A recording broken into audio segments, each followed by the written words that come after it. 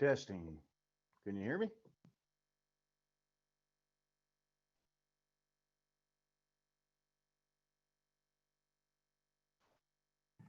Yeah, I can hear you, Bill. Okay. Never know with these Chromebooks. Yeah, they're not perfect.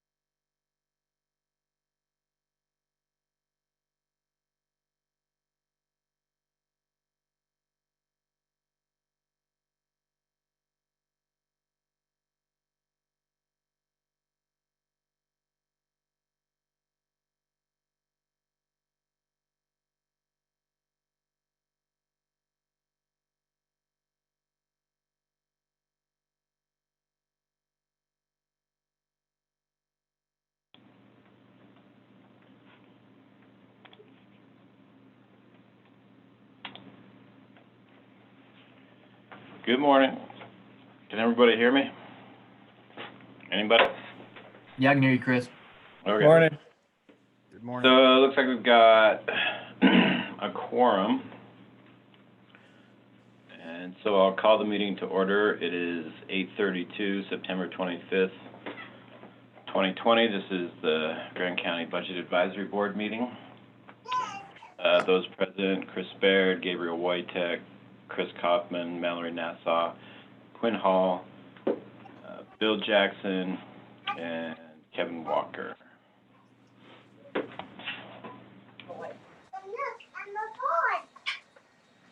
So first up, we've got minutes from last year, or from the last budgeting session, actually, the March 4th, 2020 budget advisory minutes, and we've also got the minutes from our last meeting, September 18th, 2020.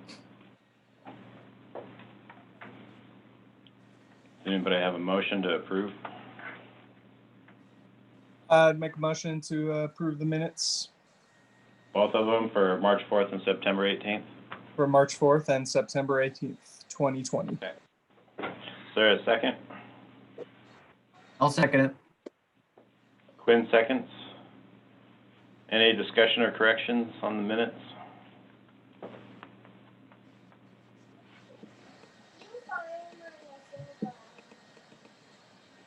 Okay, I'll call the vote. All those in favor of approving the March 4th and September 18th, 2020 Budget Advisory Board minutes, say aye. Aye. Aye. Any opposed? Aye. Okay, it passes unanimously.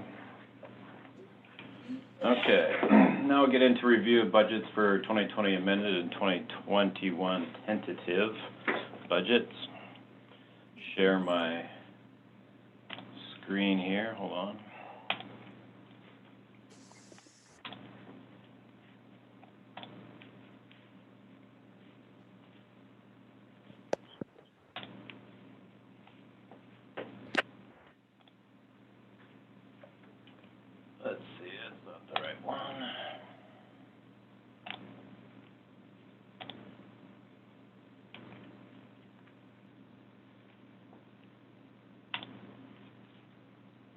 All right.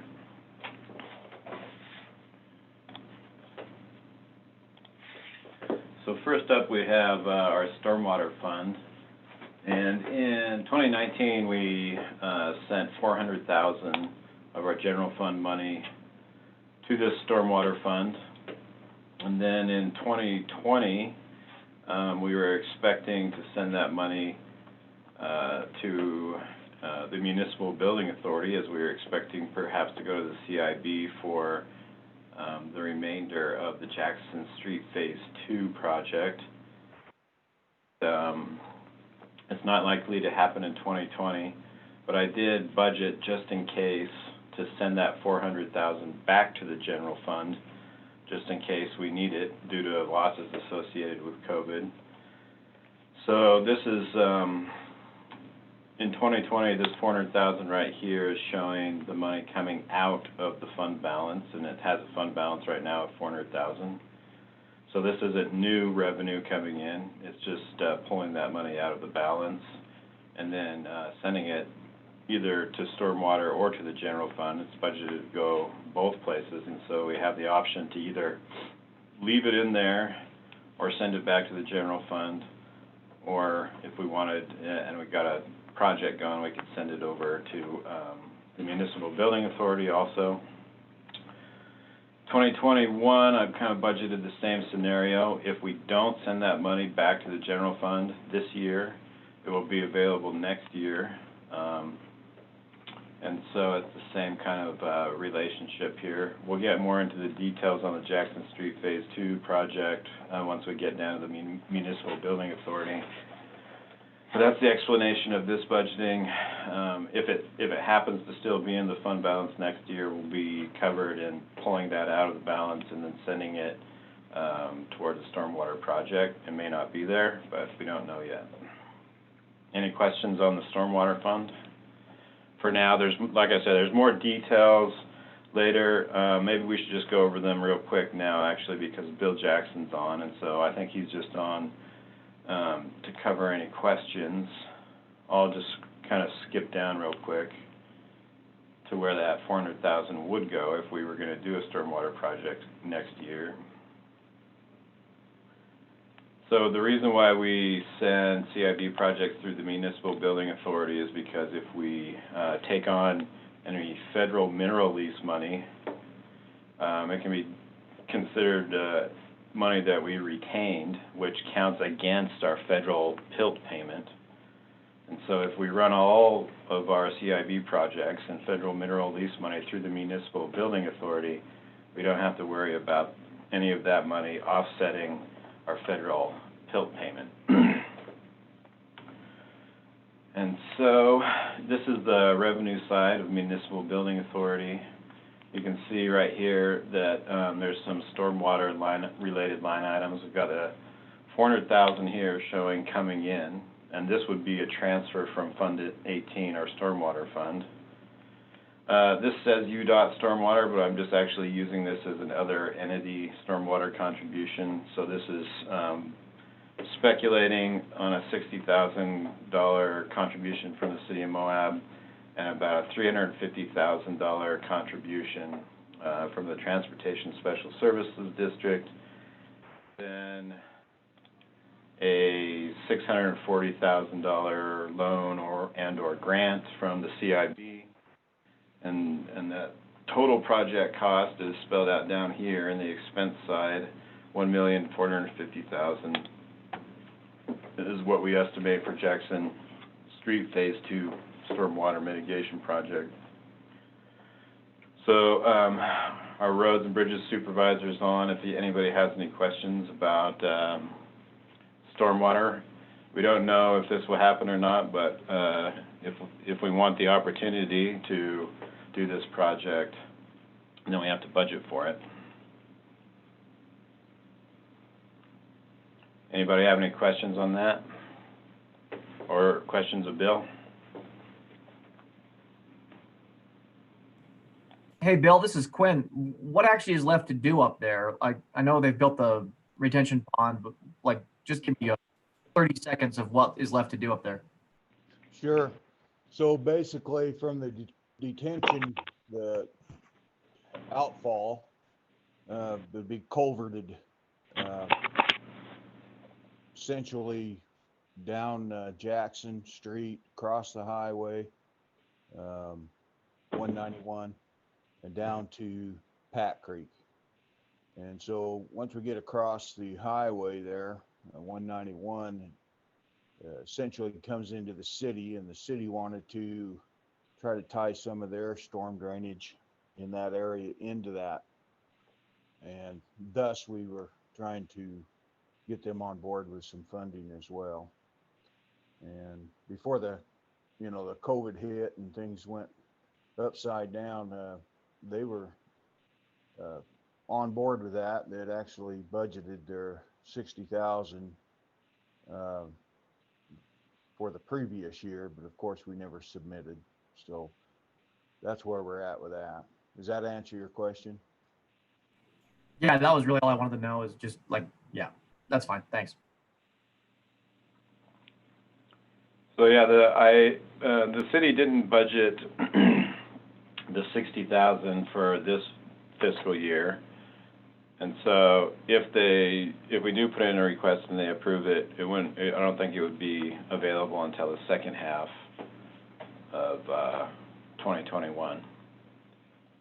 So all this is, contingent upon pulling all this funding together and then getting something favorable also from the CIB. Correct. All right, any other questions? Go Chris, ahead. this is at the top of our CIB priority list, isn't it? Or near the top? Yeah, it's one of our big priorities. And it's our, considered I think our top priority as far as stormwater projects go.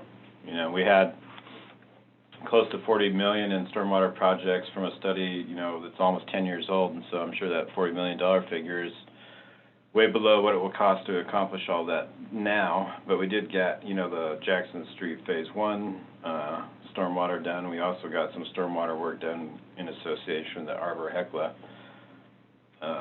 project as well. So we've made some progress, but there's, an almost endless amount of work to do stormwater-wise around here. So Chris, Chris, Yeah. go ahead, Chris Kaufman. I think that's who that is. okay, yeah, this is Chris Kaufman. Sorry. Chris, can you review just quickly again where the stormwater balance is right now, what we're planning to contribute this year, and what the budget is for next year to contribute? So right now it's just 400,000, and that's only the 400,000 that came in 2019. So I haven't budgeted any more contribution, and that's another thing I guess we could do, but I'm not budgeting to bring more revenue into stormwater in 2020 or 2021 at this point. So the balance is coming from the money that got sent into the stormwater fund in 2019. But it's possible, if we have the money, to make another general fund contribution to it as well. Okay, But thank you. I haven't done that. So the budget the revised budget for 2020 that was presented to the commission did not include a contribution to stormwater. No. And in fact, it actually was the reverse. I opened the door to send that money back to the general fund. And I won't do it. We won't do it unless we have to. But I created the budget to bring that money back into the general fund if we have to, due to COVID losses or whatever. Great, thanks for the clarification. Yeah. So Is there this somebody is, else? yeah, this is Jay Lynn. Sorry, I was fighting with my computer today to get in. So as far as the CIB is concerned, would this be from their infrastructure pool of money? I heard at a UAC board meeting yesterday that there's a $50 million, oh no, it was not UAC, it was AOG, $50 million pot of money for infrastructure projects. And in fact, one of the projects we discussed is getting transferred to that instead of out of their other money. Which project was that, Jalen? Well, it wasn't our project. It's one you don't really understand. It's some kind of a research station that originally the Seven County Infrastructure Coalition was applying for it. It's now undergoing a name change. They're transferring that application to Emery County Land something and moving it to a different pod. It was because it was a research station and not community stuff. Anyway, we haven't voted on it. They're starting a new public hearing for it. $6 million. Yeah, so, we did, I mean, I don't know, maybe Bill knows more about that, but we did apply actually for Jackson Street Phase 2, and then there's a couple of things that happened. One, our hospital got really crosswise with the CIB, and we weren't in the greatest standing at that moment, but also COVID came along, and so, and then, you know, also the deferrals and reductions, waivers and royalties probably hit the CIB pretty hard, along with just really low production. And so all around, the whole thing kind of started to crumble. And so we pulled our application, or we paused it anyway. What's the status actually, Bill, of our application? Has it just been canceled, or what? Yeah, I think essentially we'd have to resubmit, you know, so we'd have to maybe go back through that application and make some adjustments. But I think the overall cost estimate is still viable. But Okay. other than that, you know, it just take a little bit to just make a few adjustments, I think. So yeah, I'm not sure, you know, when we apply to the CIB, if we say where the money's coming from or they just decide. I'm not sure how that works.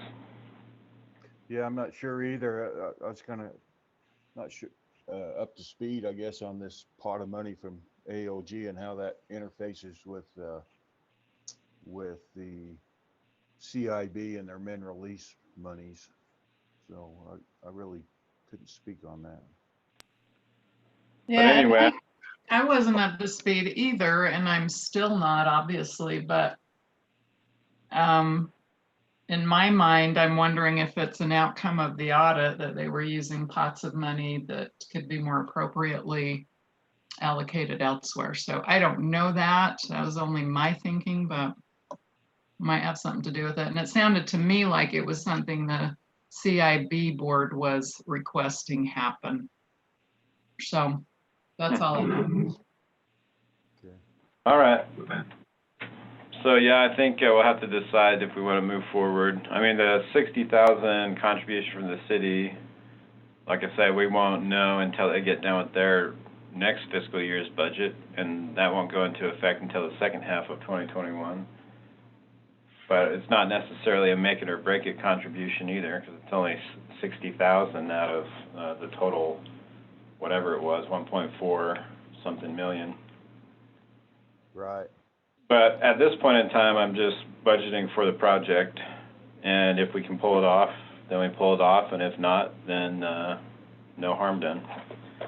But you don't want to have to go back in and open the whole budget back up again, have a public hearing just to enable yourself to do a stormwater project. So that's why I kind of forecast all the possibilities of projects. It's okay to come in under budget. It's not okay to come in over budget.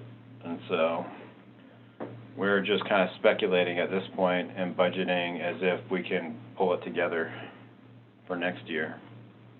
And Chris, also, as far as the applications, I think there'd be some minor editing, but I think we'd have to do another public hearing. Okay. Okay. Any more discussion on stormwater?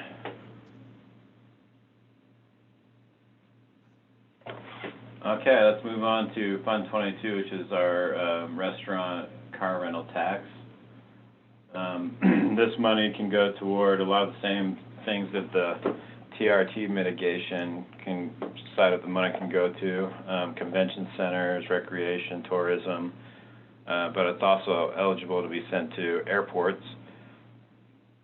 And so I'm projecting right now the TRCC is already, our last full revenue month was June, and it was in the 90 percentile already, over 90, for restaurant tax, I believe, and then the car rental taxes had actually exceeded 2019 values year to date. And so I think that a fairly conservative projection for the restaurant and car rental taxes, for the restaurant tax, I said, we'd hit about 100% of 2019's levels, and I think that's fairly conservative. And then 105% on the car rental taxes. If you recall, in our June numbers were 112 to 113% of 2019 already in June, and so for car rental tax. And that's somewhat typical of the last several years, is that we see quite a bit of growth in car rental tax. But anyway, those are those three elements of the revenue side for the TRCC. One of the departments, now moving on to the expense side of the TRCC, one of the departments for TRCC is our Star Hall building and maintenance. And so I'm expecting that next year Star Hall will see some use again. We decreased the budget this year because it hasn't seen a lot of use, and the less it's used, the lower the utilities are going to be on it. But, it still requires some maintenance, and we obviously have to continue to pay the insurance on it, et cetera. So that's what these line items are, and they are in relation to more 2020-esque numbers for Star Hall. And then I've got some things highlighted here. I realized when I was going through this that we got an FAA grant, a stimulus-type grant from the FAA that allows us to use that grant for virtually any airport operation, capital purchase, or debt payment even. So the TRCC fund has paid traditionally the debt on the airport. This line down here, the debt service. And I realized that if we pay, we'll probably continue to pay the debt service out of this account. But what that means is that Quinn and I are going to have to create a new, or set up some kind of transfer to bring that FAA money that's necessary to pay the debt specifically in. And that's why I've kind of highlighted this miscellaneous revenue line, which could be a place where the FAA grant money gets transferred from the general fund, where it's receipted, transferred over to the TRCC, and then we could use that to cover the debt service payments on the airport. And let's see, let's do a quick.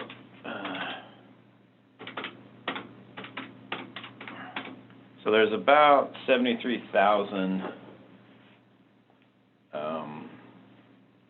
in debt service annually from three different loans. We have a loan for the terminal upgrade, the runway upgrade, and then the taxiway upgrade. All three of those combined are roughly 73,000, and that FAA grant is eligible to pay for those. So right now it's kind of zeroed out on this debt service. It will come out that way, sort of a wash on this fund, but I'll need to set up and work with Quinn to set up some accounting to transfer that money over to cover it. TRCC can also go into offsetting costs and operations for the Grand Center. So this amount here, $400,800, that's to cover the annual debt on the Grand Center. which I believe is around 86,000 plus some portion of their operations. Same thing with the Old Spanish Trail Arena, making a contribution from TRCC to help offset the costs of operations out of the arena. This is also where we come up with our portion of the cost of fireworks. I think we've got a split. Grand County's kind of taken the bigger portion of the fireworks split because the rec district has decreased their contribution, but it's a three-way split between Grand County, the City of Moab, and the Recreation District. I believe the rec district pays 5, the city pays, I think, 9, and we pay 13, or around there somewhere.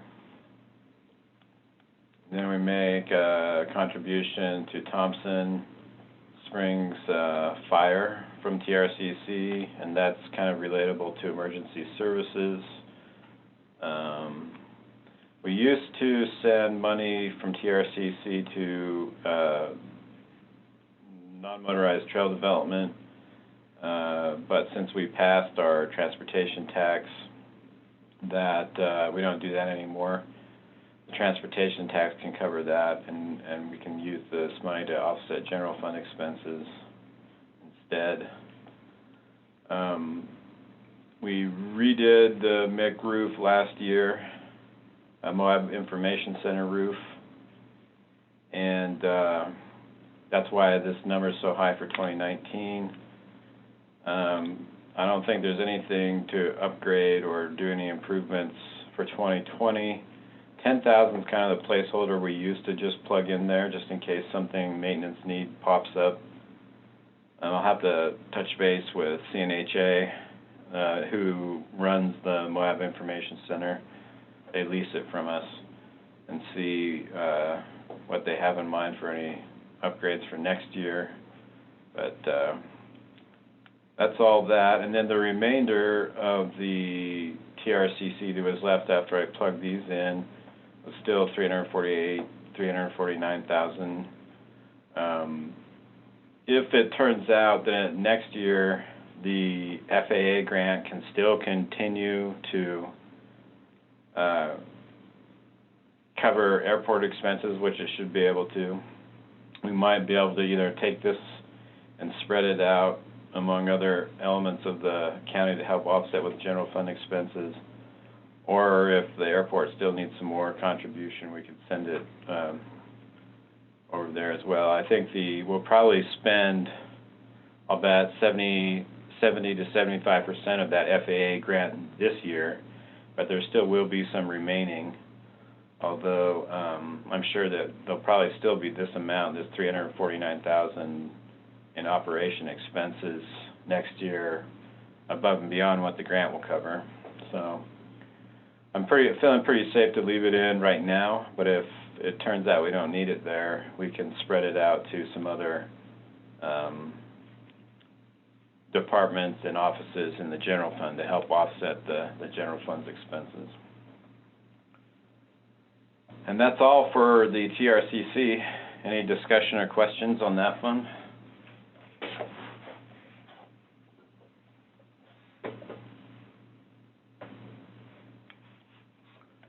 All right. Now for the TRT mitigation. Sorry, Chris. This is Chris Kaufman. Go ahead. Sorry, it took me a minute to chime in there. I'm just wondering if budgeting for 2019 levels is a little too conservative if we're already seeing, as much recovery as we are. Yeah, could be. I mean, I think that with regard to all these sales taxes, I expect to revisit them once we get more data in. And so it kind of depends on whether it normalizes around 90% or continues to build back up again. And I don't know that yet because I only have 1 month really to go off of at this point after we reopened. And so that sounds good to look at it later in the year. I agree with that, yeah. So I'm just being fairly conservative right now.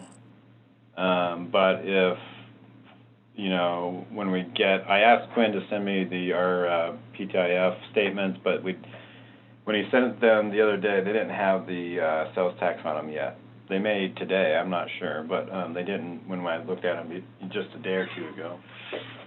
But as we proceed in the budgeting process, we'll begin to get more and more actual tax collection information. And if it's trending in the right direction, and we've already, like for instance, if June or August is looking like it's already at 100% of 2019, then maybe we'll be able to bump up these revenue statistics. But that's where I feel comfortable right now. We still haven't hit year-to-date 100% of 2019 for the restaurant tax. But if we do, then we can adjust this later.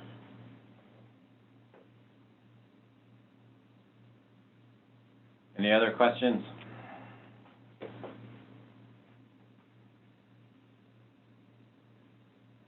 Okay, moving on to TRT. There's a couple of different sides of TRT. There's the side that's statutorily required of us to send money towards the establishment and promotion of recreation, tourism, and film. And that money goes to the Travel Council's budget, and that's roughly about 48% of the total. And then 52% can go toward mitigation as outlined in statute for several expenses that are relatable to impacts from tourism. So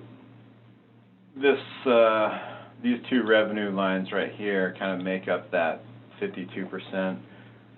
Before it was several years ago that we increased the tax by 1.25% to the full amount that we can charge.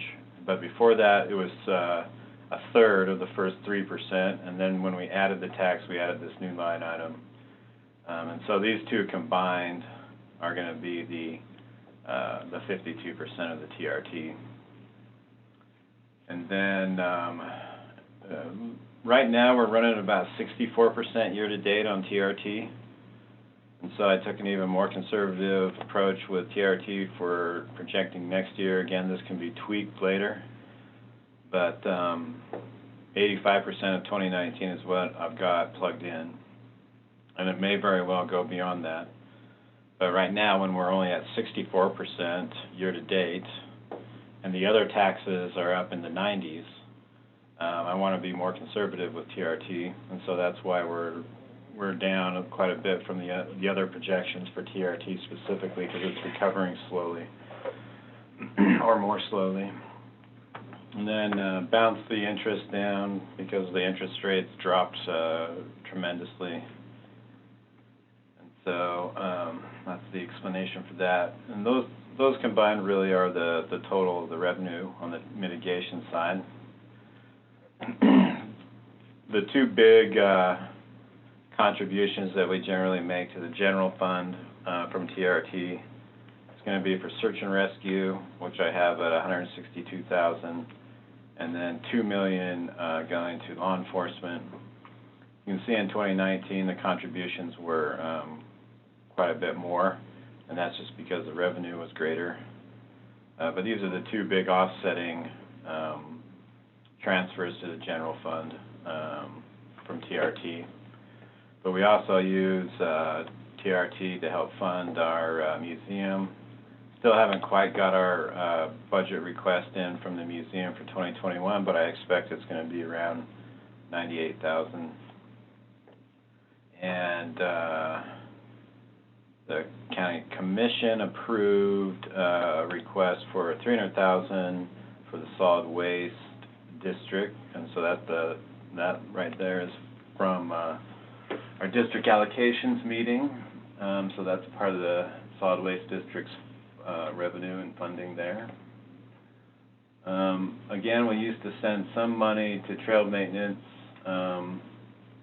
from TRT, and certainly legal to do so, but since the transportation tax was passed, we've stopped sending TRT money for trail development and use the transportation tax instead. And several years ago, we established an affordable housing mitigation line in TRT. I guess there's been some debate about whether it's legal or not to use TRT for affordable housing mitigation. However, our current county attorney has indicated that she feels that it is legal and she's willing to defend it. We did have a line item in the general fund budget, I believe in planning and zoning, to pay the housing authority for deed restriction management. So I guess that's one thing to keep in mind if we feel like going out on a limb a little bit and using some TRT for affordable housing mitigation. We might want to budget to pay the housing authority for deed restriction administration from there. Just something to keep in mind. But affordable housing is not explicitly listed as an allowable expense in statute, so it's a little risky. I didn't put anything in there right now, but it's just something to keep in the back of our heads. And affordable housing, the cost of deed restriction administration is going to become pretty significant as time goes by, and all these high-density housing overlay projects actually get built. Every one of them is required to have a deed restriction, and somebody's going to have to administer those restrictions and kind of police them. And so there will be an expense associated with that. I can't remember off the top of my head what it is that the Housing Authority requested, but just something to keep in mind. Anybody have any questions on this half of the TRT, which is just only related to the mitigation side, the 52%? Yeah, this is Kevin Walker. Chris, I have a question. If I'm remembering correctly, another place we can spend the TRT mitigation money is on roads, and which isn't underneath there. Is that because the transportation tax gives us all the money we need and there's no need, or am I remembering? Yeah, right. So, I mean, right now I would say that using TRT, the general fund, let me just back up. The general fund is really the fund that runs the leanest, I would say, of all of our funds. So the roads department is pretty healthy, I would say, with regard to the transportation tax and then the B road allocations. Between those two, you know, we're doing pretty well in the roads department and roads projects. We've got a pretty healthy fund balance and pretty healthy operational budget for roads. And so I don't feel like Grand County needs to use TRT for roads because the general fund is running much leaner than the roads B road fund is. And so that's where I use the TRT. But you're right, you know, the law changed several years ago, and roads were included in allowable TRT expenditures, but we just don't need them, need to use them that way. Okay, thanks. That makes sense. And anything we can do to really help the general fund drives down any future requirement for a property tax increase. So I'm always, you know, scheming on ways to use our money in intelligent ways that reduce the need for tax increases.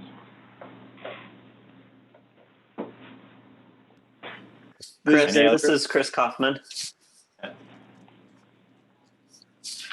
I'm not expecting you to work it in during this meeting, but we did receive the tax allocations in PTIF this month, and I sent that to you in an email. Oh, okay, good. Because yeah, a couple days ago when I looked at it, it wasn't there yet. I think they just came in the last day or two. Okay. So yeah, I'll be able to plug that into my other spreadsheet and calculate where we're at. Hey, Chris, I had a related question. So, as we're looking at these line items, for example, how the TRT mitigation money is spent, are these typically the entire budget or the entire county contribution to the museum, for example, or are are they like also getting money from TRCC or some other restricted fund? Or is it- The museum could get money really from anywhere almost. They could get any general fund money, they could get TRT, and they can get TRCC. 98,000 is about the total normal contribution that we provide them. Although this year specifically, couple things happened. One is that they needed a new roof, and so we had originally budgeted the full cost of the roof from our capital general fund capital budget. But then COVID struck, and so you can see that this figure here, this 48,877, is our revised 2020 budget, and that's reflecting, my projection for a considerably decreased TRT collections for 2020. So we cut their budget, and then I renegotiated with them on their roof, and so instead of paying the full cost of the roof, they're going to pay 1/3 of it, and we'll pay 2/3. And so it's a little weird this year because we both reduced their budget but also increased it for a capital improvement.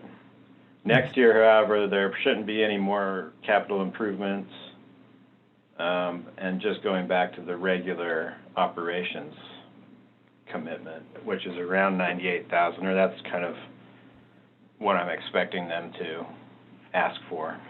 Okay, yeah, thanks. I just mentioned the museum as an example, and maybe law enforcement would have been a better example. I'm assuming that the total law enforcement budget is bigger than 2 million. And if some of that is coming from the general fund, then, shifting some of these numbers around to increase that 2 million figure would be a way of getting more money into the general fund. Well, the museum's actually in the general fund also. Okay, maybe I'm not using the right term then, but that we're using sort of general fund tax revenue for. Yeah, sorry, maybe I'm not using the right words, but we've got some funds that are restricted and some that we can spend any way we want to. And I'm assuming that the goal in this exercise is to take the restricted funds and spend them in places where we would want to do it anyway, so we don't end up, spending too much in one category just because we've got funds that are earmarked for it. Yeah, so from my perspective, the strategy I use with TRT and TRCC for the most part is to send as much of that money to the general fund as possible. And so in this case, the only money that's not going to the general fund is the solid waste district contribution. But the rest of it is going into the general fund. And so the 2 million, the 98,000, and the 162,000, all three of those are going in to offset expenses in the general fund, which means that we don't have to use unrestricted money for that specific amount because it's being covered by these contributions. If I were to send this money somewhere else besides the general fund, we wouldn't get that benefit of offsetting what would have to be unrestricted money being spent.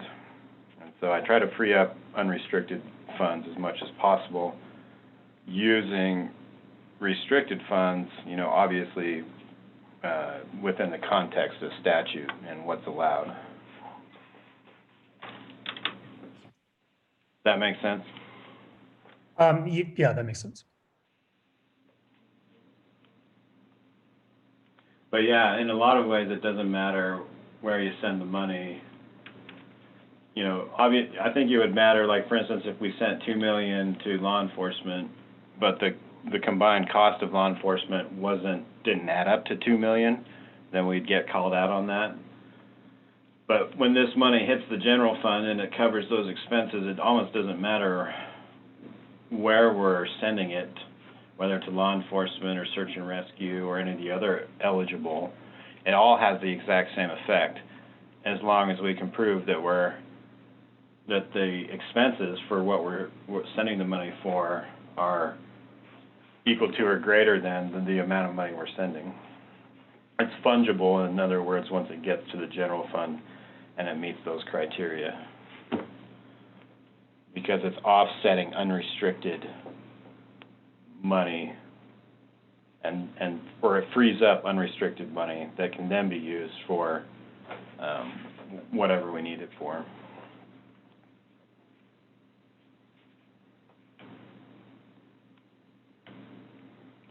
Okay, anything else before we move on? Yeah, I would just mention that this is Chris Kaufman, that we don't foresee ever having an issue with not having enough eligible expenses.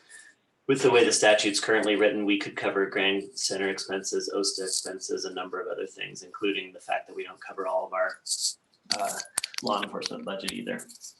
Oh yeah, we're not even close. I mean, there's been talk, in the past about increasing the number of eligible expenses for TRT, but that will do absolutely no good for us, because we already have plenty of eligible expenses, far more than we have in actual revenue from TRT. And so the idea of broadening the statute to allow TRT to be spent on more things is pointless from our perspective, because we don't need that. What we would need is a greater proportion of the TRT to go to mitigation versus promotion. If we were to look at it from the perspective of enhancing our ability to offset impacts from tourism in the general fund.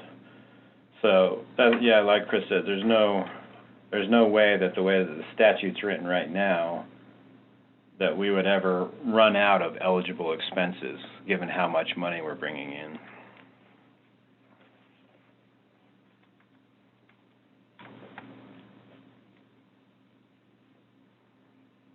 Any further discussion on TRT?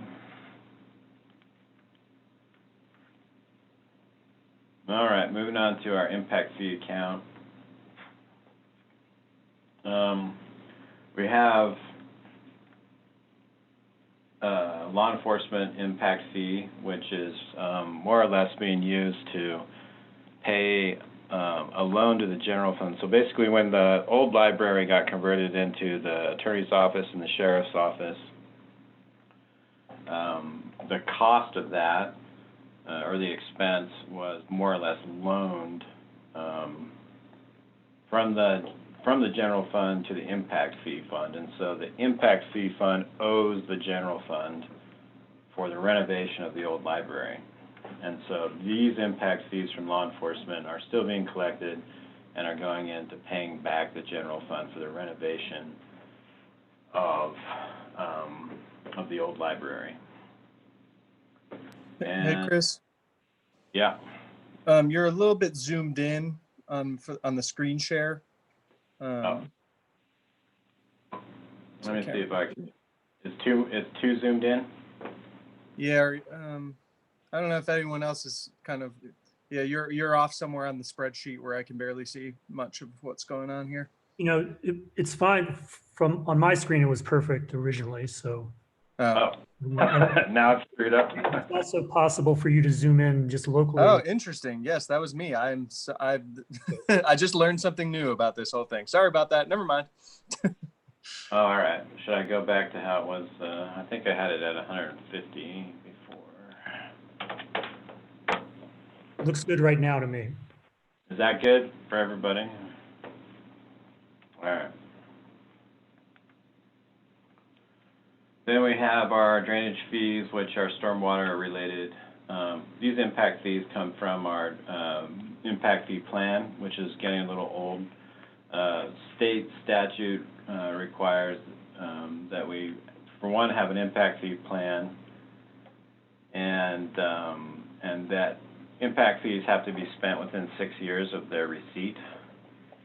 And so there's some limitations on this stuff, but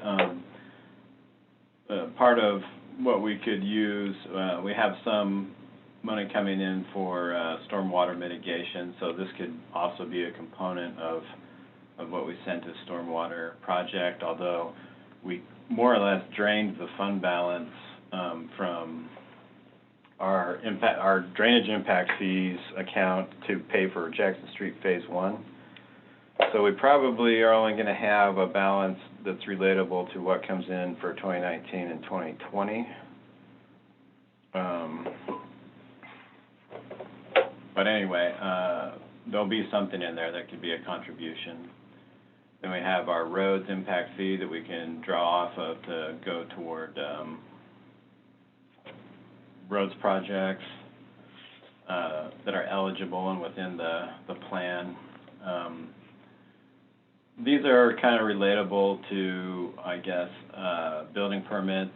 Building permits were up about 129, 130% year to date a week ago. And so I expect that we'll do okay, probably 2019 collections. 2020 is already up quite a bit on impact fee collections, but it's pretty variable, our impact fee collections, and depends a lot on what's being built and whether it's a big hotel or whatnot. The Moab Valley Fire collection impact fee, or we collected it for them. It's their impact fee, not ours, and so we don't really get to use any of that money. But they terminated the collections on that particular impact fee in 2020. So next year there'll be nothing. There's about a half a year of collections in 2020, but in 2021 should be nothing there, and so it's not really a part of our budget really anyway. Then we've got interest that gets split out. We have one PTIF account for all of the impact fees, but I do split out and try to track the interest for each of these accounts, and that's been greatly reduced, again, because interest rates have dropped way low. And then on this revenue side, from the fund balances, this is showing, what I expect to pull from the fund balance. These three $26,666 contributions are going to add up to about $80,000, which is what, roughly we're expecting to spend on a plan update. And so we'll actually use impact fees to cover the cost of updating our impact fee plan. So that's why that's budgeted to be pulled from fund balance. And then I also will, further along in the process of budgeting, as we get near the end of the year, I can kind of calculate what the fund balances are for each of these impact fees. And I'll usually just budget to spend the entire fund balance. And oftentimes we don't spend the entire fund balance, but it's useful to have the budget to spend it so that if we do have a project or a need that's eligible to be financed with impact fees, then the money's already budgeted in there and ready to go. But I usually wait on trying to speculate on what the end of the year fund balance is going to be until later on in the budgeting process, because I'll obviously have more information by then. So this is kind of a placeholder, but I will come in and probably just generally budget to spend the entire amount that I speculate will be in the end of the year impact fee fund balances. Any questions on impact fees? Yeah, I have one, Chris. Go ahead. So fire protection impact fees, as you well know, for the last probably 3 or 4 years, it's been a fight every budget season about how much money the county is going to contribute or not contribute to fire protection. I'm just curious why they dropped that collecting of an impact fee. I think, well, for one, I'm not sure. Again, it has to do with spending the money within 6 years of receipt and also spending it on an eligible project that's in your plan. Mhm. I think, I don't know if they ever found it, but last I talked with them, they didn't know where their impact fee plan was. But they did know, and they may have found it, but I think they determined that it was for the fire station. Since the fire station's already built, they decided that they're not going to continue to collect on it, although they are still paying on the loan for the fire station. And so that's, I think, the rationale is that their impact fee plan called out that money was going to be spent on building a fire station, and the fire station's built, and so they quit collecting on it. Huh. Okay. You can't use impact fees for maintenance and operations. You have to use it, to specifically pay for projects that are in your impact fee plan, and they're going to be capital projects, capital infrastructure projects. But could they not use it to pay the debt on the capital project? Probably. I don't know if they thought about that. You can if you set up, the way to have done it appropriately would have been to set up their loan payment and the liability to come out of impact fee fund. So in the same way that our general fund loaned money to the impact fee fund for the remodel of the sheriff's building, if they would have set it up that way, I think that they could continue to pay their loan from, or at least partially from, their impact fee. But that never got set up that way. So there is no liability in the impact fee fund for that loan, and it's never been really accounted for that way either. I don't know if it's something. Yeah, I don't know. I don't think a lot about it just because it's not our budget and it's not really our money. We're just doing them a favor collecting their impact fee, or we have been, and then we just take what we collect and send it over to them. But they did get audited, and they had a lot of questions about the impact fee, and I sent them a report. And as a result of their audit, they decided to cancel collections on it. Do you have any idea whether they're planning on revising their impact fee plan and resuming collections?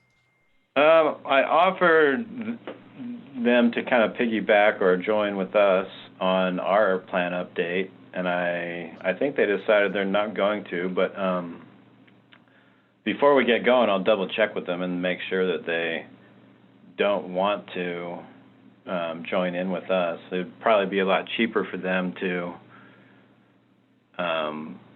have us add into the scope of work for a plan update to do a study on Moab Valley Fire, and then our plan could serve as theirs, and then they would just pay us, some equitable proportion of the cost. But I think that they declined that last time I talked with them, but I'll need to give them a call and make sure that that's where they still want to be.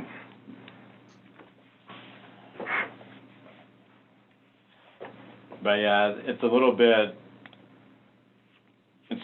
tricky for them. I think that if you want to do an update to your plan and hire a consultant to do it, it could be $20,000, $30,000 just for the plan. And let's see if I go back in time. The 20 or 30,000 is up a huge portion of what they would collect just look here, fire. So yeah, you know, they collected 4,600 in 2014, 6,300, 9,300, 6,400. 2018 looked like a big year, almost 22,000. But with those kinds of collections, you know, when you're looking at the cost of producing a plan that's compliant with statute and et cetera, 20 to 30,000, you know, you lose a lot. It's not, and then the administration of all those fees and producing the reports, and you have to, you know, track everybody that's paid them, because if you don't spend that money within 6 years, and you have to cut a check back to the actual person that paid the money, maybe they just decided it wasn't worth it. I don't know. It's not a lot of money for them. It helps, but it's not, you know, it's not a huge amount of money. And really, I think it would depend on what future infrastructure plans they have. If they have, you know, big infrastructure plans, then I think that they'd want to do it. And, you know, I know that they're considering expanding their district to be, you know, mostly countywide, except for Castle Valley Fire. And in that case, you know, they may have more expenses. Of course, they'd dramatically broaden their tax base also. But COVID kind of threw a wrench also in their plans to try to make that happen this year. And so it seems to me like they may be considering annexing most of Grand County in 2021. I'm not really sure. And if they did that, then, you know, the county's contributions that they make would go away, and they would, or mostly go away, and then they would, you know, use their broadened tax base to pay for countywide fire protection, you know, less the other districts that remain, probably just Castle Valley Fire. But there's a lot of balls up in the air with them right now. I'll have to check back in. Again, they sent me a letter indicating to cease collecting their impact fee, so I zeroed them out on the budget.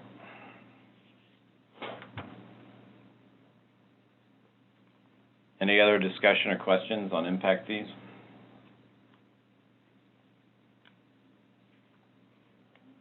All right, moving on to some of our debt service funds. Our courthouse remodel, I believe the last payment's going to be due in 2022, and we've calculated that the fund balance that exists within this courthouse debt fund is sufficient to cover the remaining 3 debt payments. And so we actually, when we did our certified tax rates for 2020, we zeroed out the property tax for this GO bond on the courthouse remodel because we didn't need to collect any more money in order to pay off the remainder of the debt. But we will continue to get prior year redemption, tax penalties and interest, and I believe. And so, do we still get tax penalties and interest, Chris, if we canceled our certified rate? From redemptions, we would. Okay. Yeah, so we'd continue to receive back taxes. We continue to receive any penalty and interest on back taxes. But current taxes, personal property, fee in lieu, motor carrier, all of those would eventually go away. Some of those are going to lag by a year just because of the way they're distributed, but Yeah. the redemptions would continue for probably about 5 years. Okay. So anyway, the remainder of the debt payment that needs to be covered, this $192,500 is being budgeted to come from the fund balance. Normally this would be up here in the property tax collections line, but now we're taking it out of the bank account, essentially the fund balance for it. And so it's pretty simple, but it is a pretty significant change. It also, you know, reduced total property tax collections in the county by a little more than $200,000, and so That helps, you know, a small amount, but it helps reduce the property tax payments for everybody in the county. And so the expense side is just the principal and interest on the debt. And so, like I said, I think 2022 is the last year, and looks like I need to also do the same for this 2020. In our budget amendment, I didn't make that adjustment, but I'm just going to highlight that to remind myself to go in and make an amendment to 2020 as well in the same way. Anybody have any questions on that debt account, debt fund, courthouse remodel?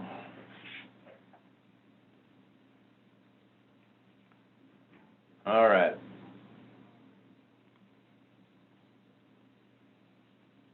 Next up is a little bit of a complicated fund. This is our municipal building authority.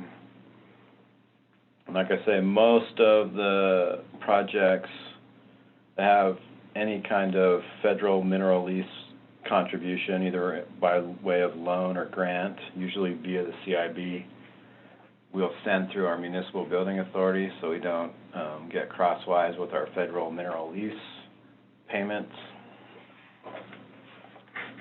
And so this, on the revenue end, we've got our most recent jail remodel project.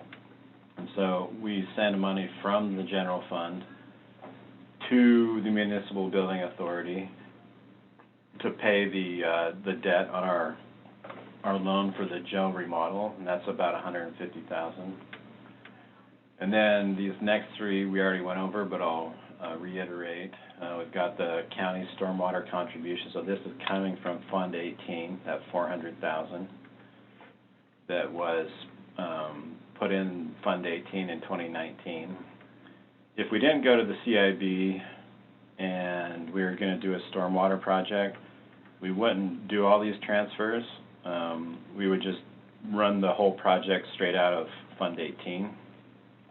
But since it's proposed to have a mineral lease, federal mineral lease contribution, we send it to the MBA. And then again, we've got the combination of the hypothetical $60,000 from the city of Moab, and then a $350,000 contribution from the Transportation Special Services District, and then the remainder of the cost of the Phase 2 Jackson Street project coming from the CIB. Again, this is kind of a hypothetical scenario. We don't know if this will play out, but if we can pull it together, then we'll already have it budgeted. And then we have two CIB loans for the airport. One's for the terminal, one is for the runway. Our most recent loan that we got last year, at the very end of last year, for the taxiway, we didn't run that one through the municipal building authority because we used a pledge of TRCC tax, I think, some kind of sales tax, and it wasn't a lease revenue bond, and so we were allowed to run that project through just straight through the TRCC fund. And so two of the loans are proposed to come from, because these are lease revenue bonds, to come from the municipal building authority.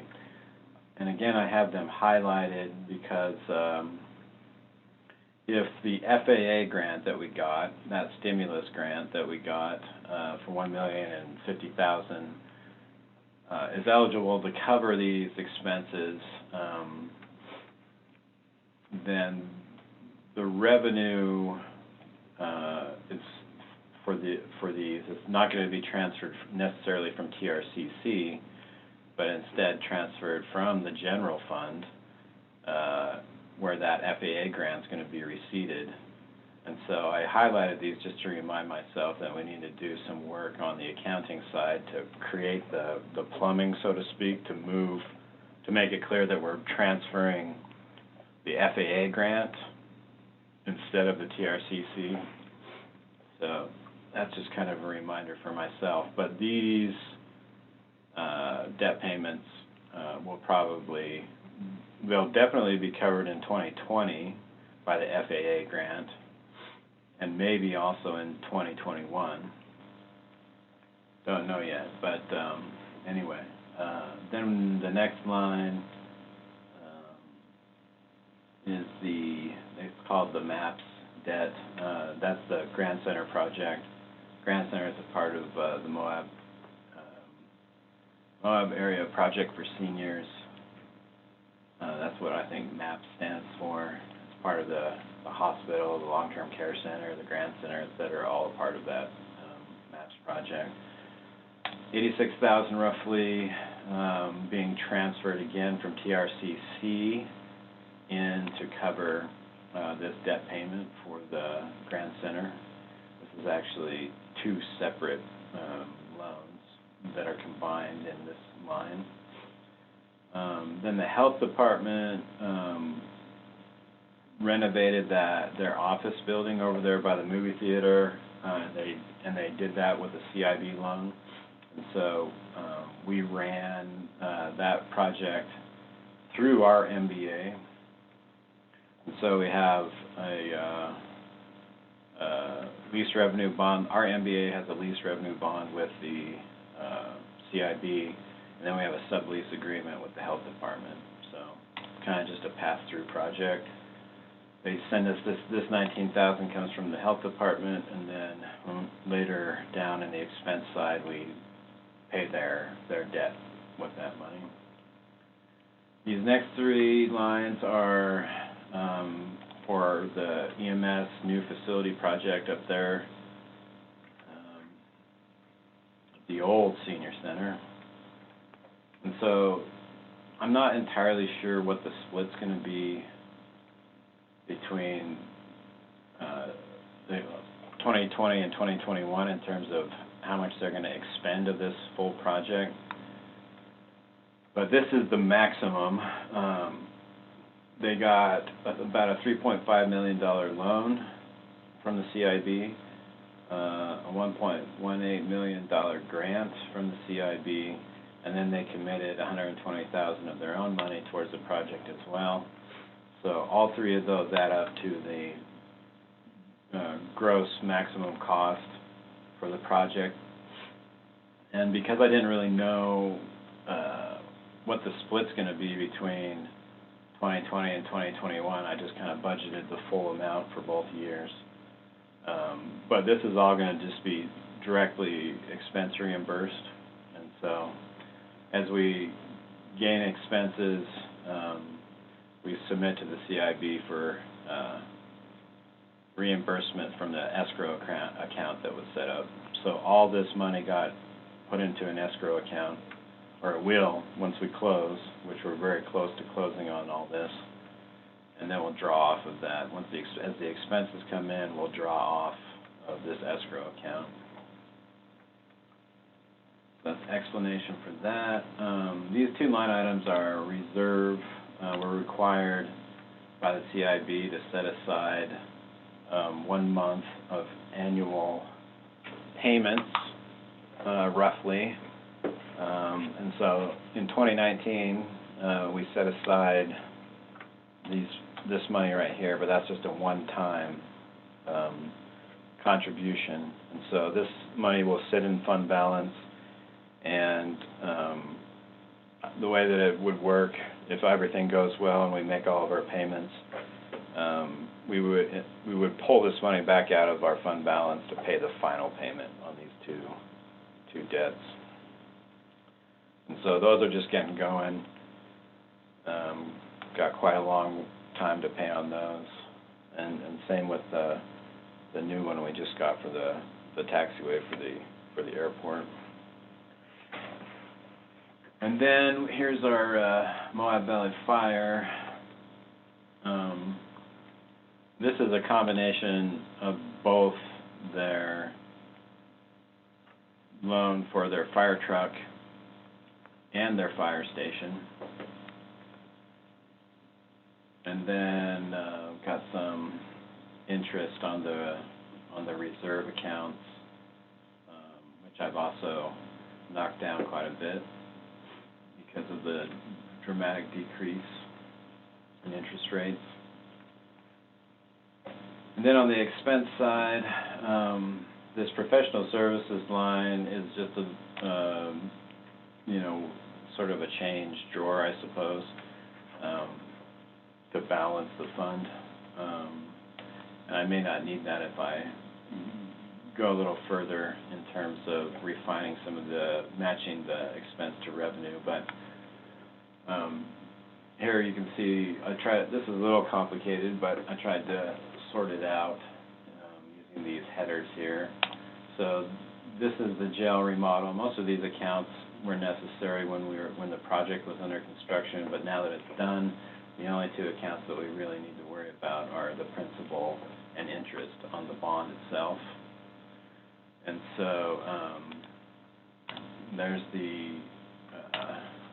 those two payments combined are what accounts roughly for the money that's coming in for.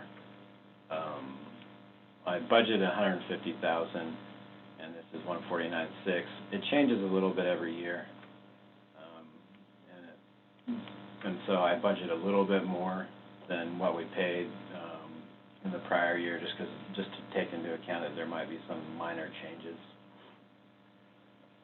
Then here's our stormwater project. That's the total of the project right there, the $1,450,000. May or may not happen. Then here we have our EMS facility expense line, and again, here's the total of those projects. In reality, when this closes out, obviously we're not going to spend the entire amount in 2020, but I'm not exactly sure what the proportion is from one to the other. But there's really no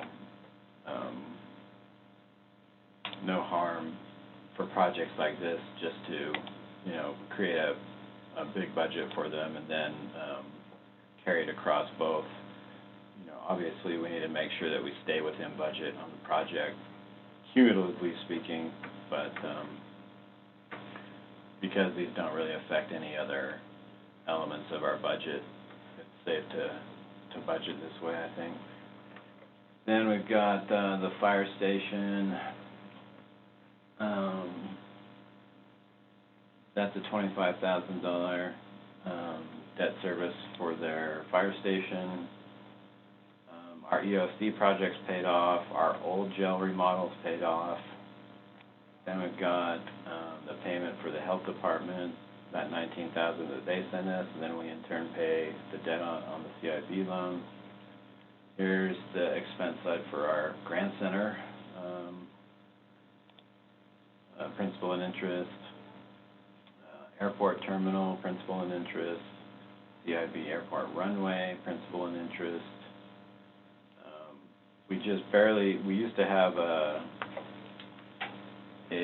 debt payment on what we were calling the visitor center, which was the first remodel of the terminal out of the airport, and we just paid that off last year. So 2019 was the last year. So that one's retired. And then the final is that $8,000 loan on the fire truck for Moab Valley Fire. So as you can see, it's mostly debt payments in our municipal building authority, except for one for sure construction project, which is going to be the EMS facility, and possibly Jackson Street Phase 2 stormwater. So we do have two construction projects budgeted, but the remainder is really all annual debt payments for lease revenue bonds. Any questions on all that? It's kind of a little bit complicated, that particular fund.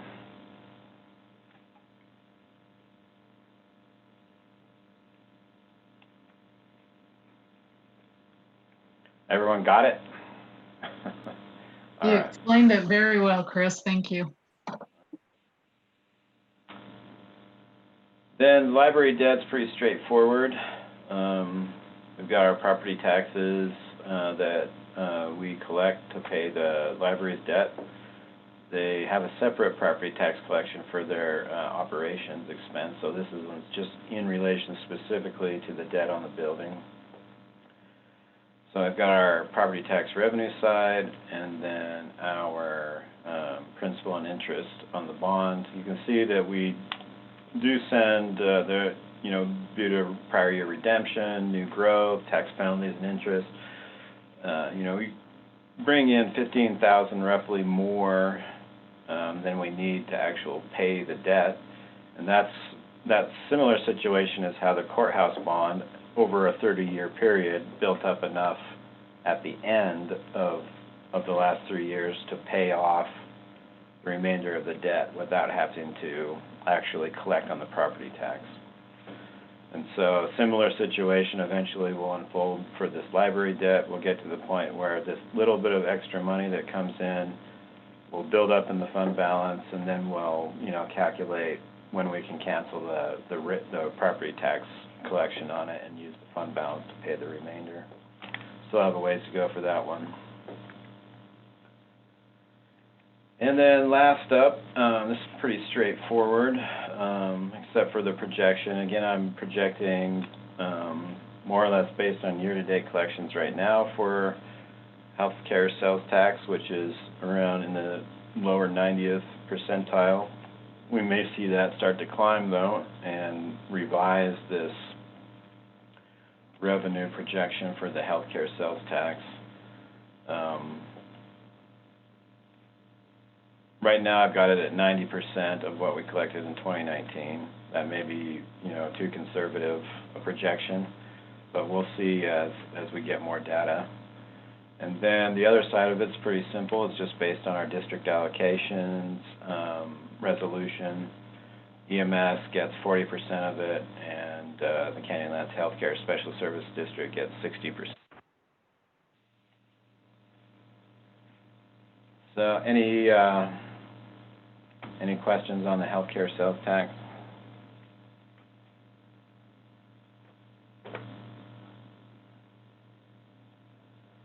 Okay, so that's it. I mean, I think that these are the majority of the accounts and funds that we can cover without bringing departments and elected offices in. I sent out a doodle poll for everybody, asking what their availability would be for scheduling with the Budget Advisory Board. And so I'm going to put together a schedule for us for the remainder of our meetings to meet with department heads and elected offices to go over their budget requests. But we've got the lion's share of our revenue budgeted and plugged in right now, and so I'll be able to kind of show roughly what we're projecting as revenue, which is going to give us some indication of how we want to kind of target the expense side as well. And so again, I'll probably keep a close eye. I'll look at how our sales tax figures have come in, look at what Chris Kaufman just sent me, and see. And if I'm thinking, if I feel comfortable bumping up some of these revenue projections, I will. We I think in the past our growth was steady enough that it was pretty easy to project a certain growth percentage and then bump it down by 1 to 2% just to be on the conservative side. 1 to 2% less, is kind of the target in terms of trying to be conservative, but it's difficult to nail down a conservative projection within 1 to 2% because of COVID.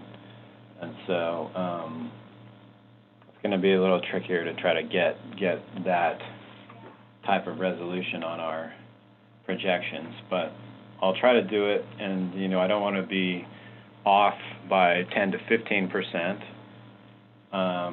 But it's tricky to try to figure out how things are going to recover. In a lot of places, hopefully it won't happen to us, but in a lot of places around the country, it looks like the second wave of COVID is hitting and they're re-locking down again. And so I do want to be somewhat careful about how we proceed with revenue projections.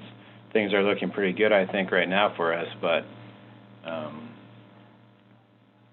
that's predicated on continuing on with low COVID transmission rates in Grand County, and also, the rest of the whole country and internationally as well.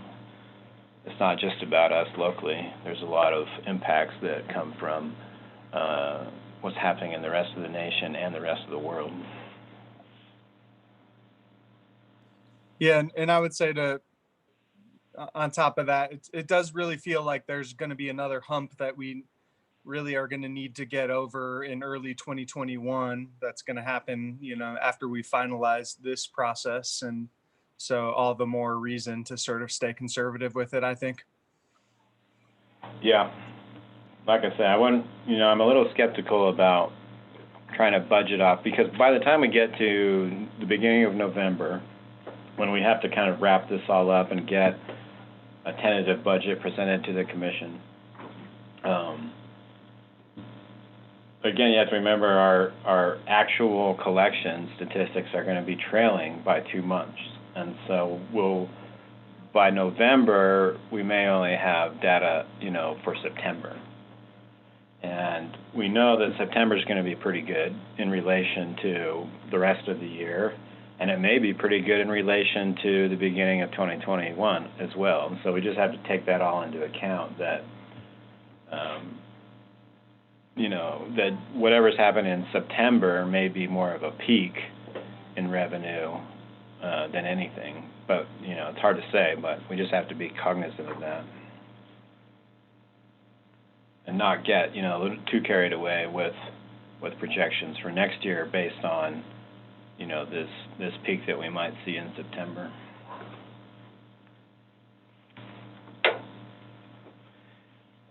Any other discussion, future considerations on what we talked about today, or anything moving into the future with our meetings or with any department heads or elected officials? I'm going to try to, Quinn and I are working with the auditors to try to get 2019 closed out so that we can actually start to use our budgeting software again. And then when we move into our expense review, a lot of you will remember we had Chris Kaufman and I built a good statistical model to use for evaluating budget requests from departments and elected offices for their expenses. And so I'll try to get that up and running again so that we can again use that. It may not be applicable in every single line item, if it's been impacted by COVID. But a lot of line items may not be impacted really much by COVID, and so in those cases, it'll give us some metrics to use to evaluate the appropriateness of any particular budget request.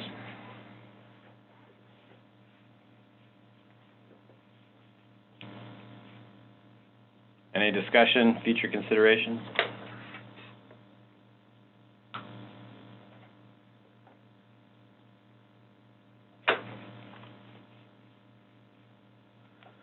All right, well, we're covering all this stuff a lot faster than we have in the past, which is good. Hopefully our expense side will go equally fast.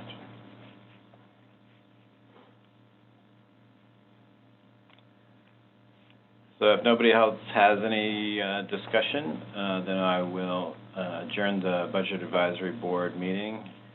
It's 10 a.m., September 25th. Thanks, everybody. Thanks, Chris. Thanks. Have a good day, everyone.